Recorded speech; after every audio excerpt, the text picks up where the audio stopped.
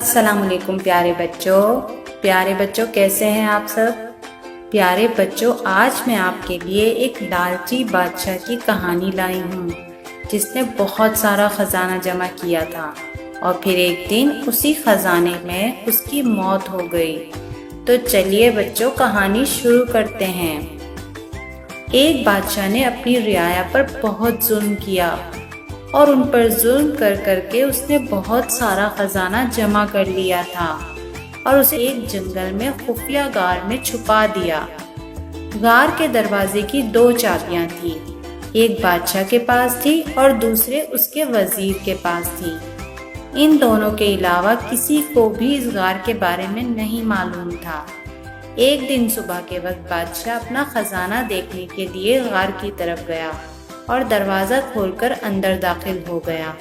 खजाना कमरों में बिखरा हुआ था, हीरे और जवाहरात अलमारी में सजे हुए थे। बादशाह इस खजाने को देखकर बहुत खुश हुआ, लेकिन आते वक्त बादशाह गार का दरवाज़ा बंद करना ही भूल गया था। उसी वक्त वजीर का उस गार की तरफ से गुजर हुआ।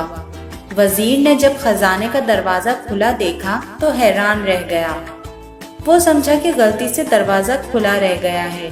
उसी ख्याल के तहत उसने दरवाजा बाहर से बंद कर दिया और महल पहुंचकर ये बात भूल गया।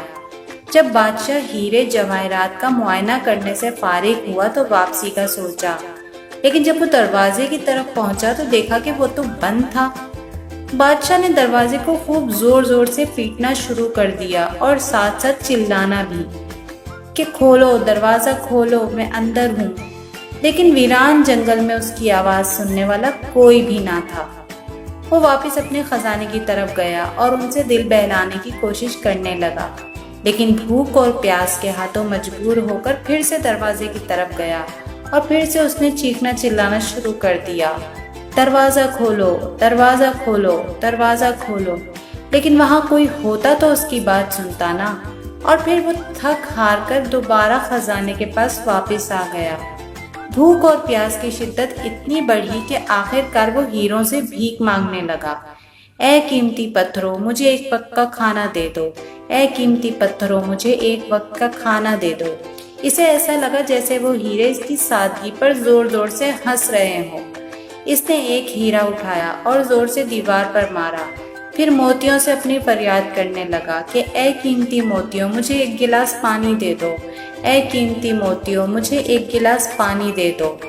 इसे ऐसा लगा कि मोती और जवाहरात इस पर हंस रहे हों। बादशाह को बहुत गुस्सा आया, लेकिन भूख गुस्से पर गालिब आ गई।